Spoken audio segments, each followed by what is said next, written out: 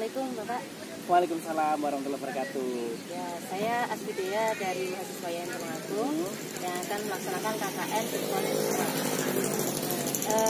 Maksud saya kedatangan saya di sini, saya menanyakan tentang potensi desa, Pak. Desa Karangsono, Cianjur.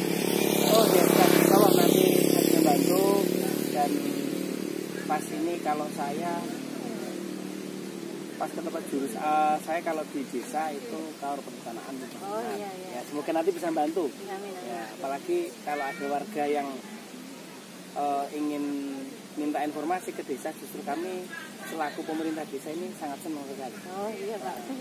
Ya, mungkin yang pertama ingin saya tanyakan itu tentang tata letak dari sisi geografisnya itu bagaimana Pak?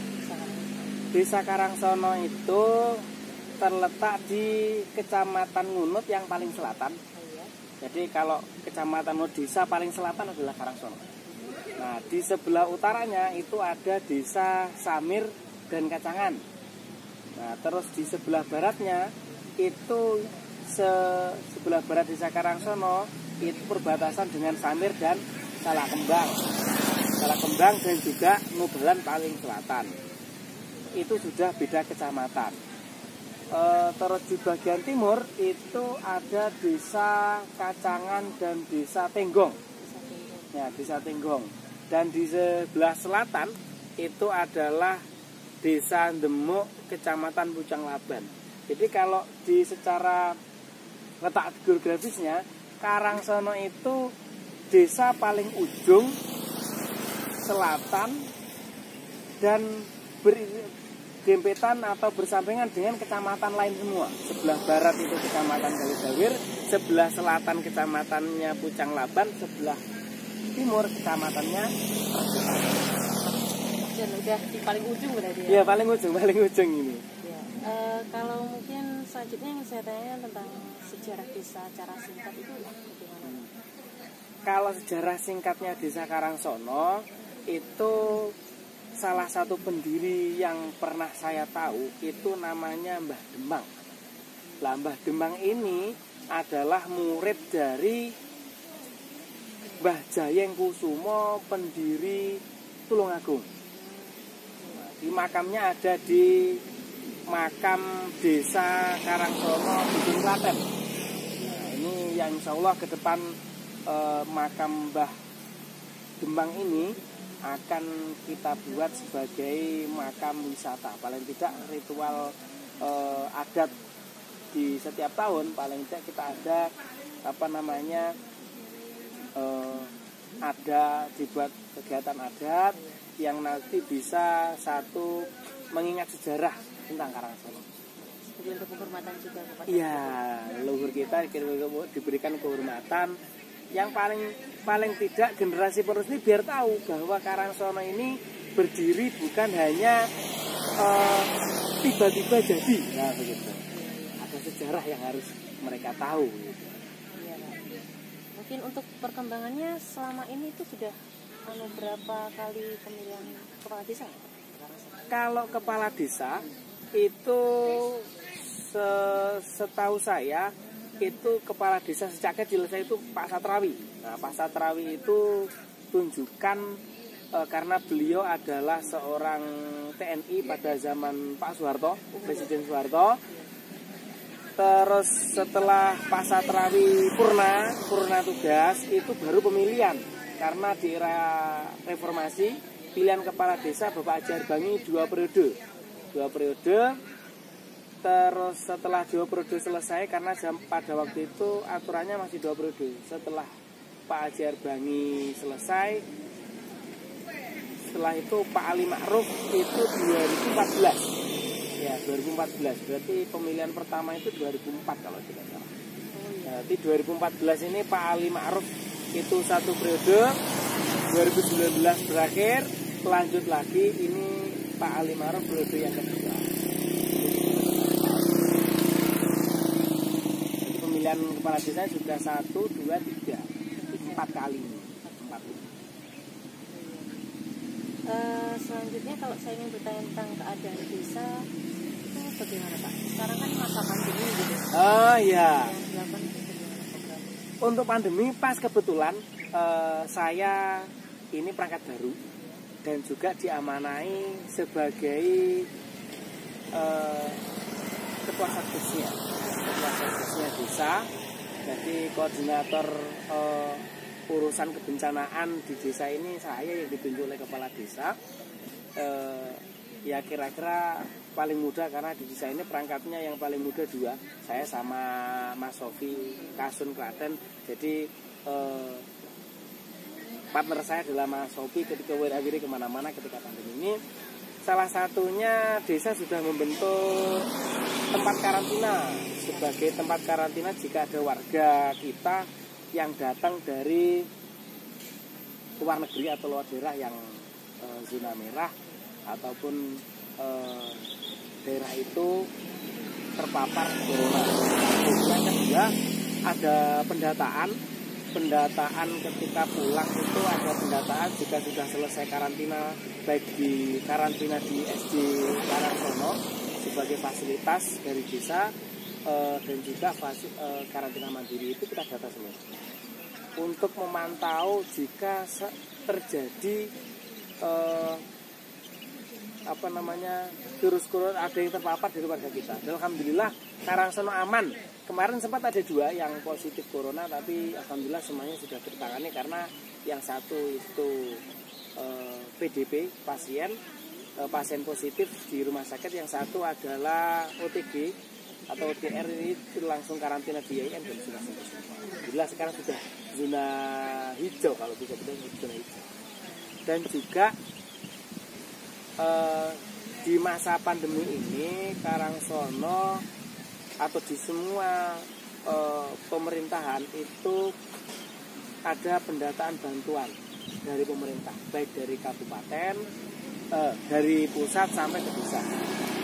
Memang Pak Jokowi selaku presiden kita ini mengucurkan dana bantuan kepada masyarakat kita itu luar biasa, macamnya luar biasa.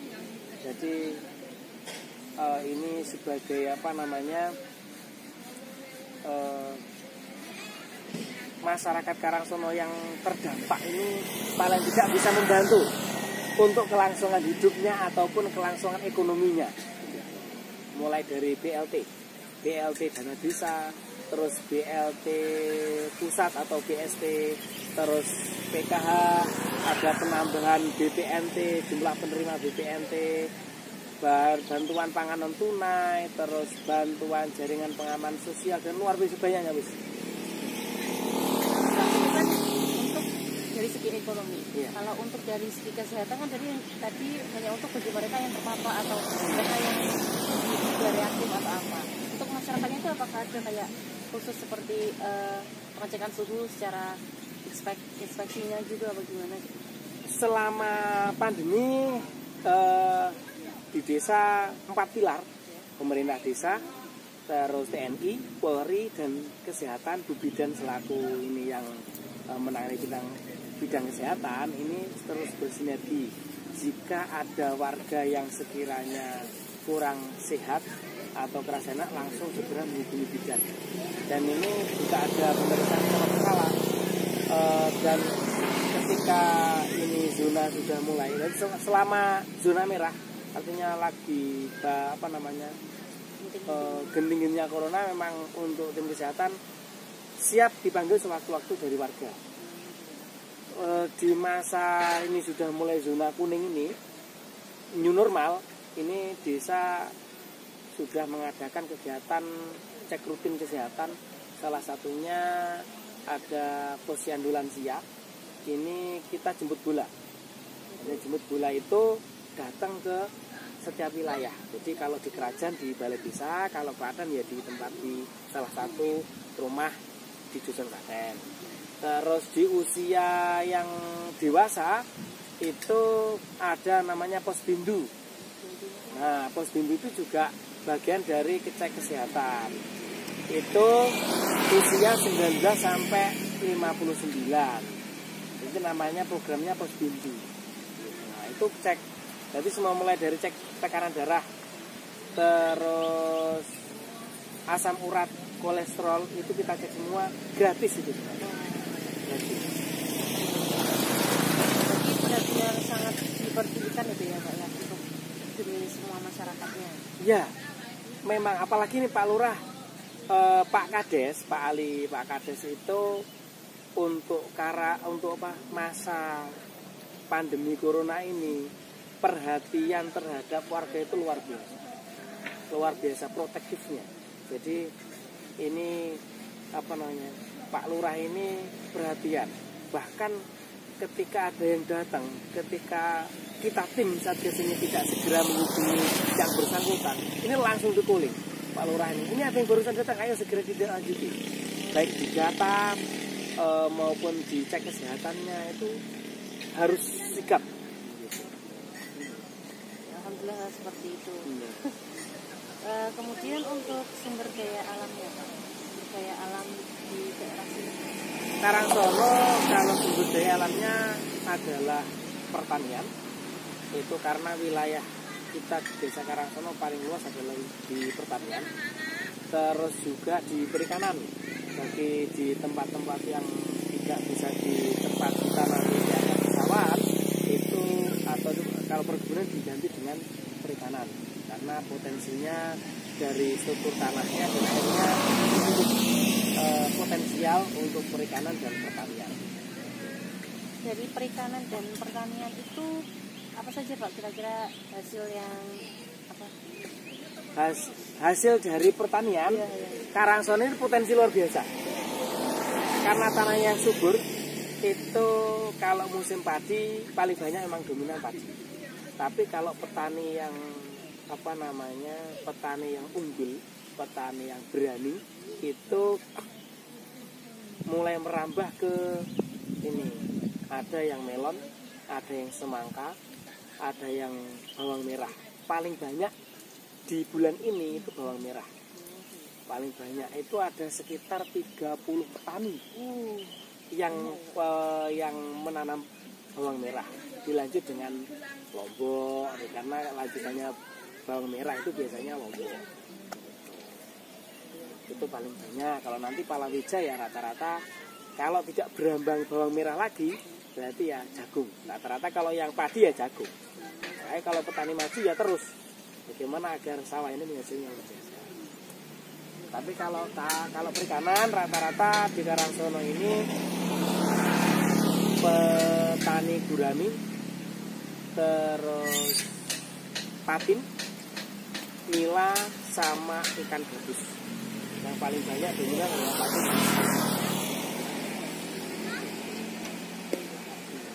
Untuk selanjutnya mungkin tentang sumber daya manusia.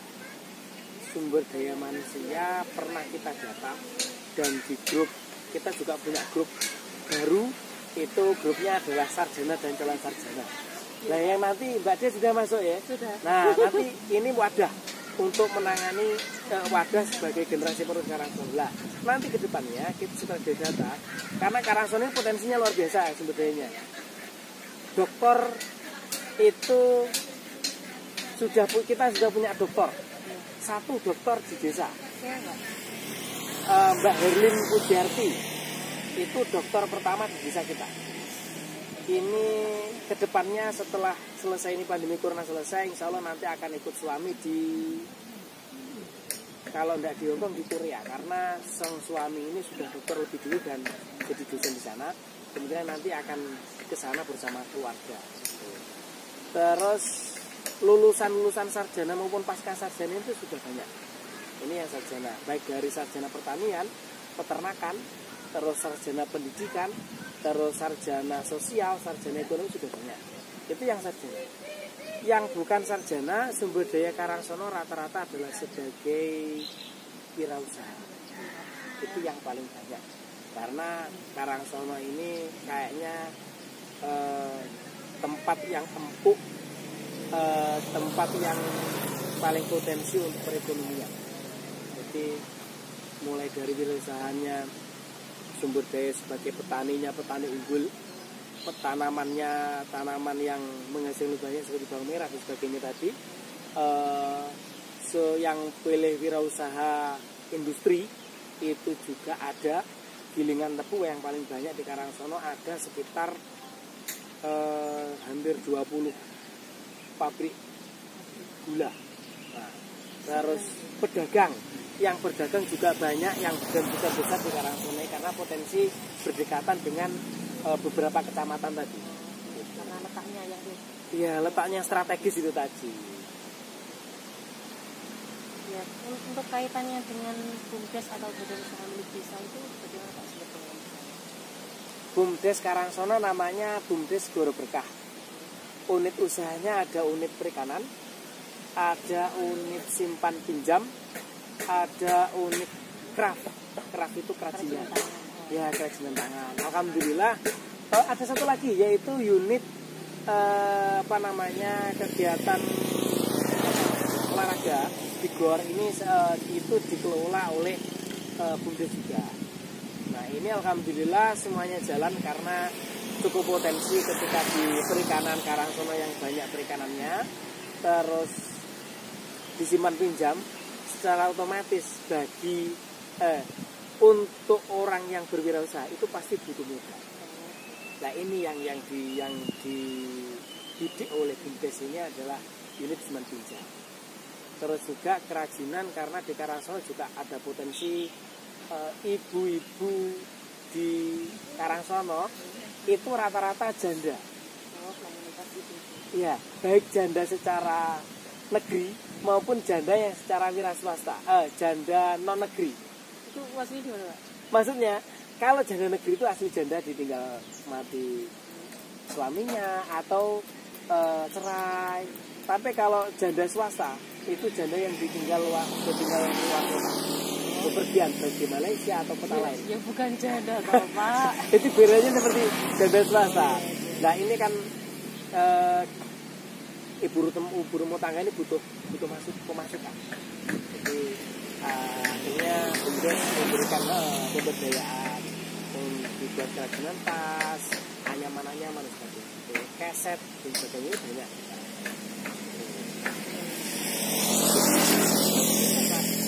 Saya tanyakan, insya Allah saya buat desainnya, dan kalau ada kekurangannya mungkin saya akan tanya kepada Bapak.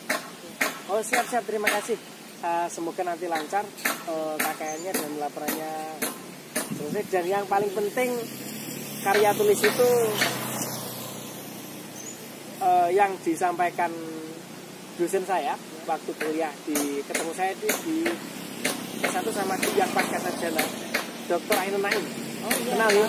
Nah, pesan yang itu yang selalu saya ingat adalah karya yang baik adalah karya yang jadi. Iya Pak. Saya sangat teringat karena